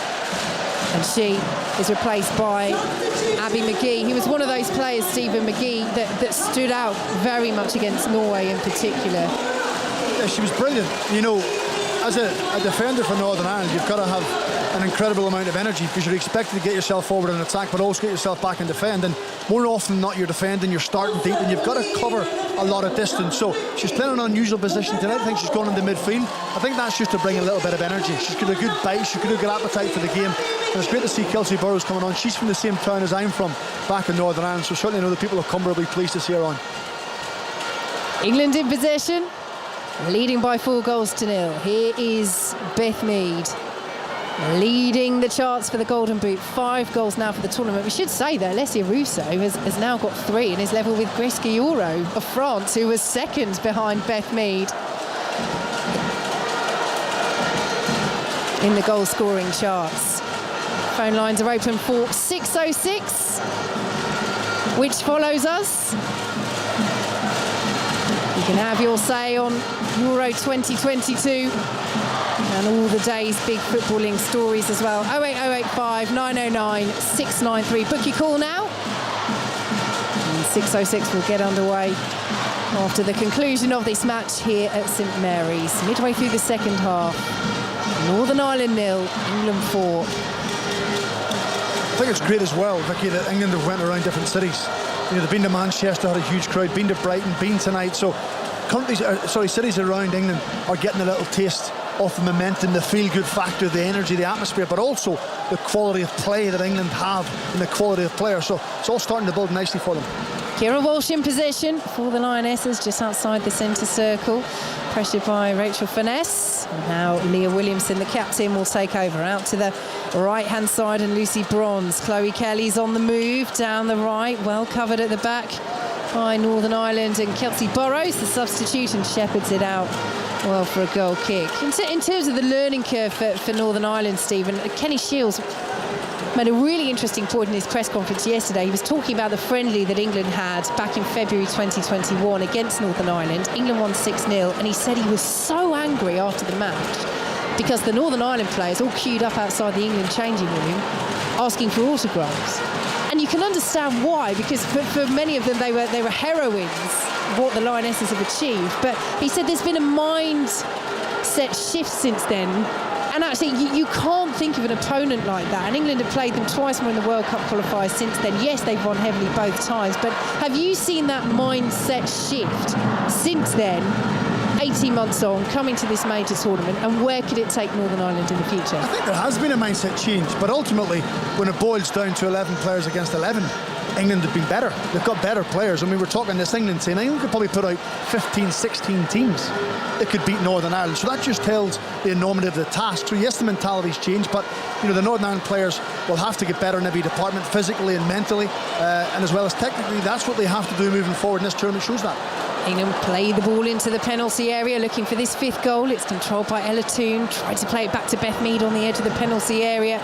Rachel Daly is dispossessed. Northern Ireland have a player down. It's McKenna.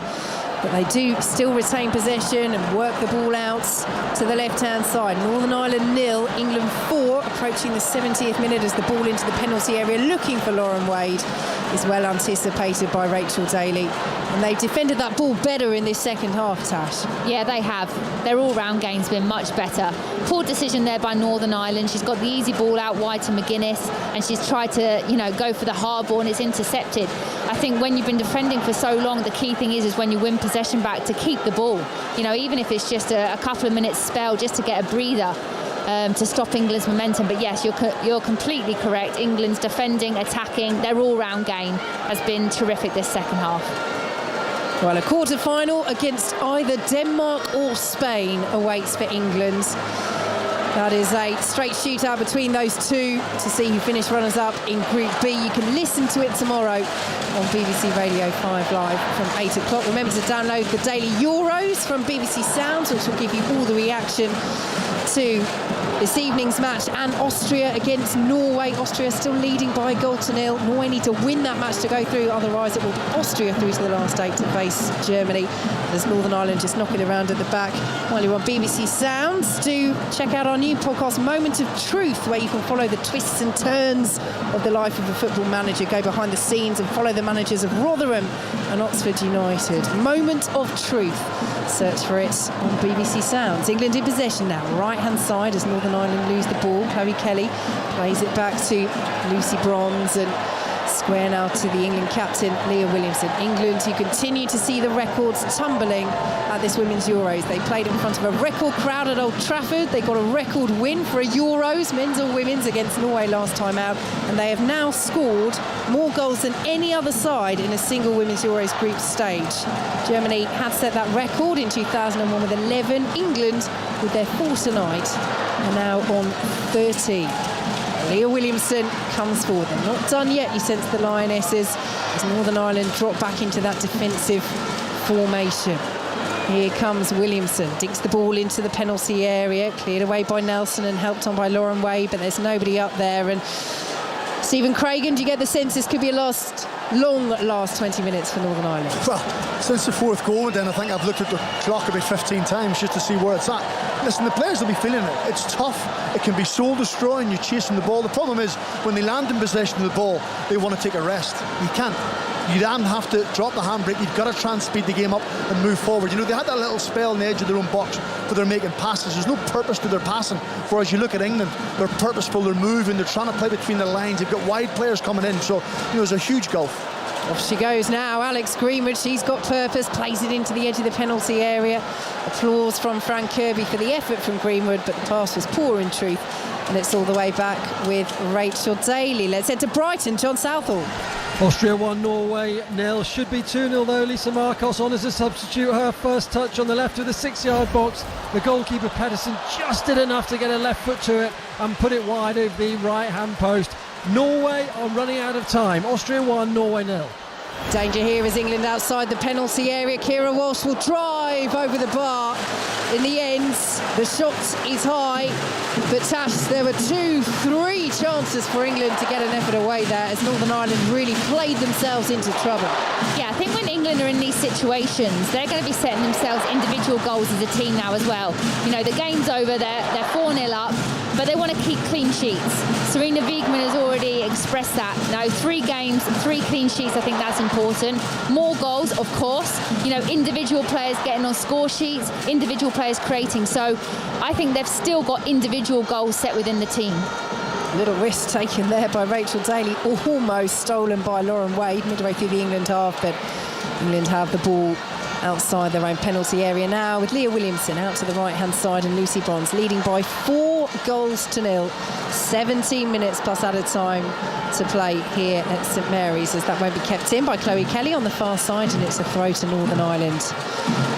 In terms of those clean sheets for England, Stephen Craigan, I'm loath to mention it again, 1985, the last time Northern Ireland scored against England, but that they have been so mean and miserly in defence when it comes to their play under Serena Wiegman, conceding just 3 goals across what is now 17 matches as England make their final change of this match. Lucy Bronze is off and Jess Carter gets some action at the Euros. She is on.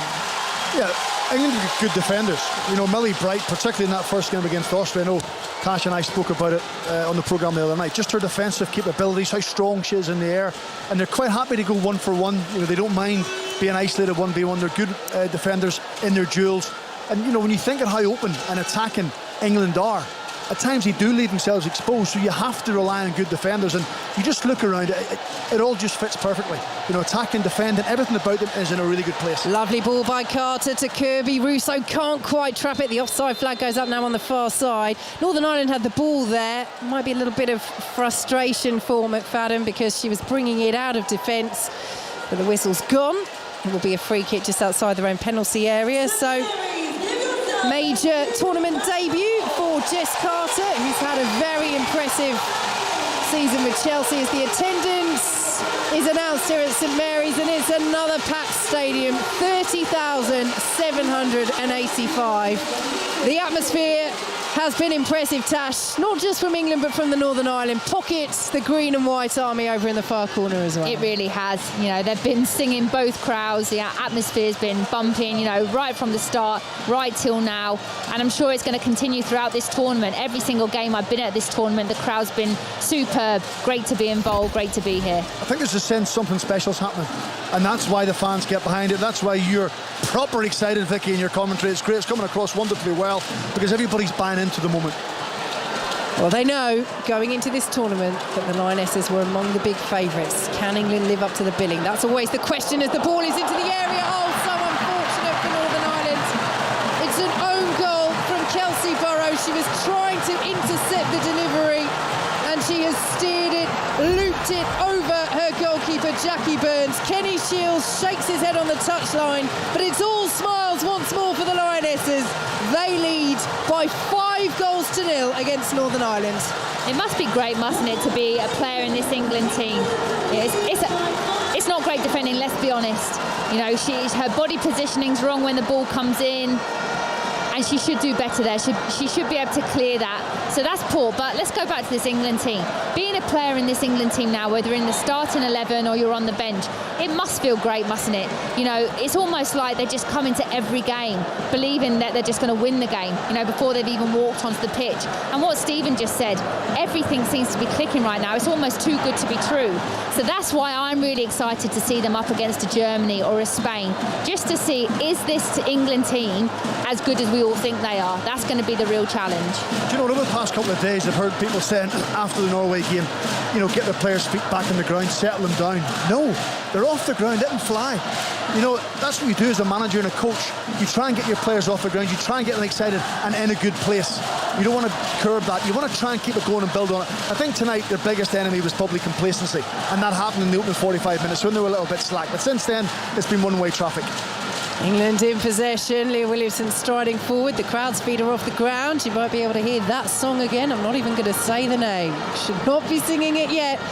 Or maybe we let them have their fun. But there's a long way to go on the road to Wembley. 31st of July, that's where England are aiming for as they look to win their first major trophy in the women's game. They're 5-0 up against Northern Ireland.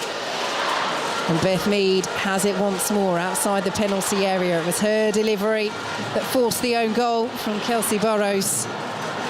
As England once again underline their credentials as Kirby plays the ball into the penalty area. They're all appealing for handball.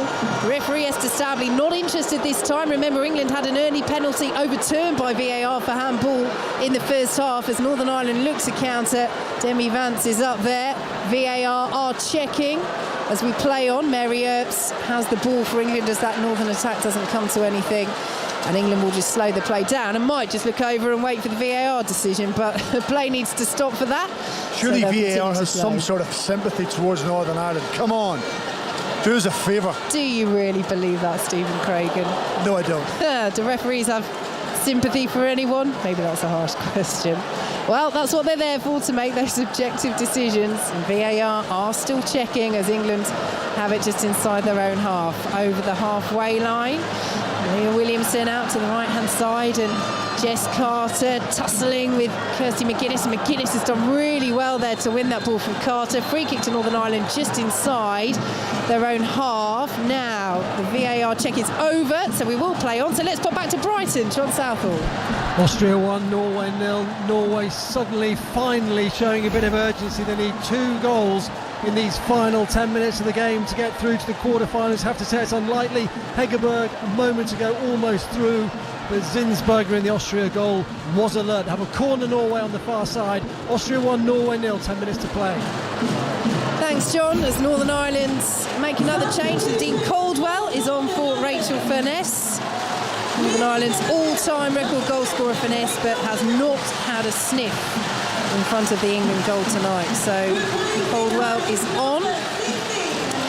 So Austria at the moment in pole position to go through and face Germany. We should say as well, when we're thinking about England's progression deeper into the tournament, because Germany and France have won their groups already, like England after 2 games, England would not play Germany or France until the final.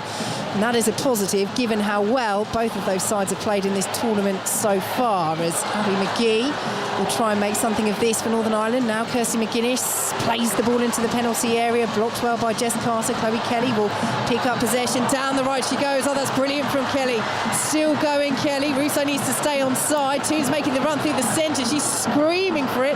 Chloe Kelly is still trying to beat everybody down the right. In the end, concedes the free kick. And Ella Toon, who has busted gut to get up to the penalty area, bows ahead, waves her right hand in frustration. Bit of Manchester City, Manchester United competitiveness there, or is Ella Toon just annoyed that she's run all the way for no reason? Yeah, probably the second part. I think Chloe Kelly originally does great, but then she has to get her head up. You know, she's got 2 players ahead of her. You're not going to get them past them 2 players. She needs to get her head up. Toon was wide open for the switch ball. She needs to find that pass. So 10 minutes to play in Southampton. Northern Ireland 0, England 5. And remember, you can listen to all the reaction from this match and Austria-Norway as well, as we continue to find out more of the quarter-finalists for Euro 2022 on the Daily Euros podcast. Just download that from BBC Sounds. And if you don't have BBC Sounds yet, go to your App Store, search for it and download it to listen to all of our podcasts, including the whole back catalogue of Jill Scott's Coffee Club. Well worth checking out as Beth Mead goes down on the edge of the penalty area. McKenna brings the ball away from Northern Ireland, but the whistle's gone. Free kick. What do we make of that, Stephen Craigan? Well, nifty footwork initially, and then she ran into McKenna. They're just so good in 1v1 situations. You know, they want to isolate defenders in wide areas, whether it's Lauren Hemp, whether it's Beth Mead, whether it's Chloe Kelly, whether it's Fran Kirby. They have the ability to manipulate past an opponent and put a dangerous ball in, and that's just another example of it. And when you have that strength and depth, if it's not working during a game, Serena Wigman can just take players off and bring others on. So free kick to England, looking for their 6th goal against Northern Ireland. The last meeting between these two back in April was 5-0 to England. England won 6-0 back in February 2021. Which will it be tonight? The atmosphere rises a notch once more around St Mary's here on the south coast. 8 minutes to play. England with this free kick from the wide left-hand side. It's left by Ella Toone, swung in by Beth Mead. Past everyone, out for a goal kick. I just think from that angle of free kick, I would always try and ask the player to try and aim for that far post, because if everybody misses it, it potentially hits the post and stays in play. So she gets good whip on it, good pace on it, probably just too much height. But certainly was a dangerous, a tantalising ball into the box. So Jackie Burns prepares to take this goal kick for Northern Ireland,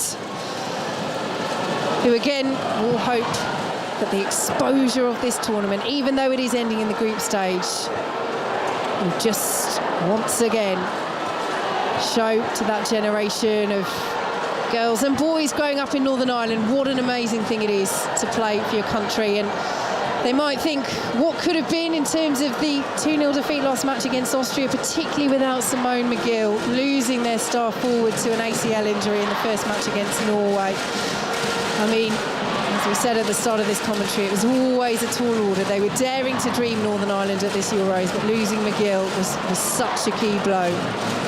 She says it is the proudest moment of her life to represent Northern Ireland as Jackie Burns punches. Beth Mead will pick it up. Mead curls over the bar. Half the stadium thought it was in. It was one of those that hits the stanchion, rocks along the back of the net, but it wasn't. It just missed, and it's still 5-0. Yeah, it's a great effort by Beth Mead. Chloe Kelly seems to be able to get crosses from nowhere. You almost think the defender's there. How is she getting that cross in first and foremost? It's a terrific cross. Not the best or most convincing punch from the keeper into a bit of a poor area. Great touch by Beth Mead there. The second touch just kills it, and you can see what she's trying to do. Just shape it into the top corner. Just leans back a little bit and gets a bit too much on it.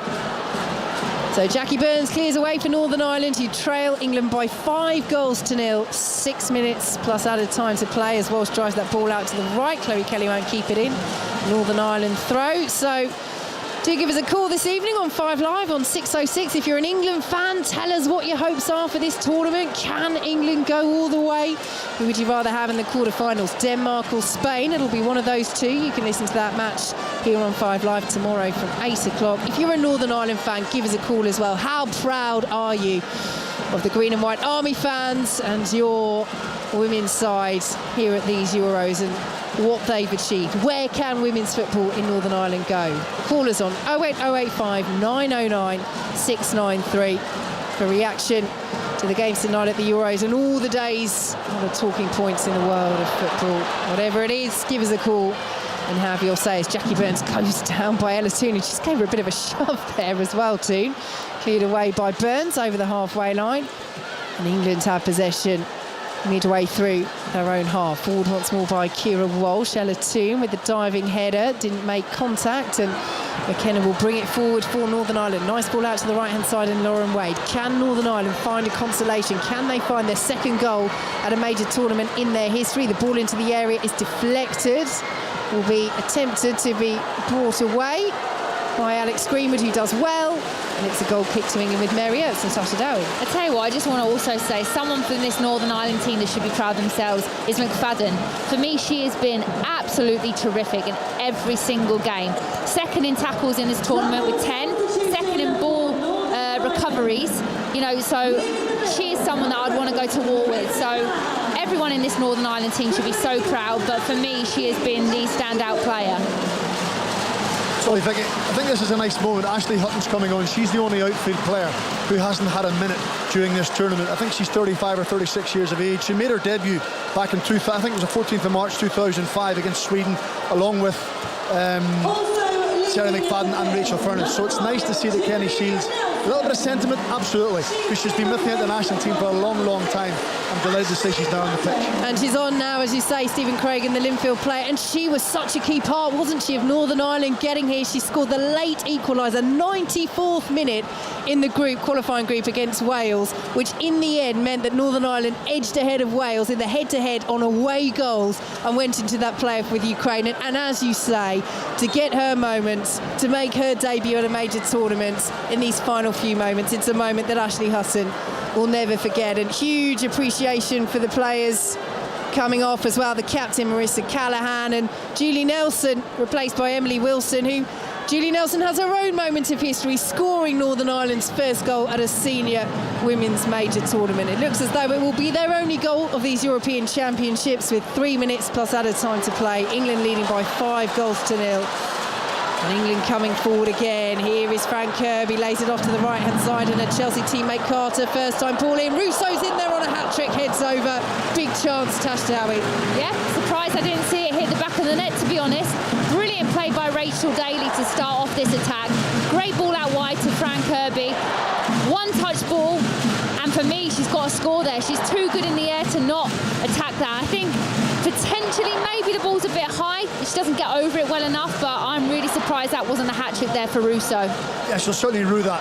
There's no doubt about it. That's a wonderful opportunity. Again, she always seems to find space in between defenders. Some people say it's luck. It's not. It's manufactured.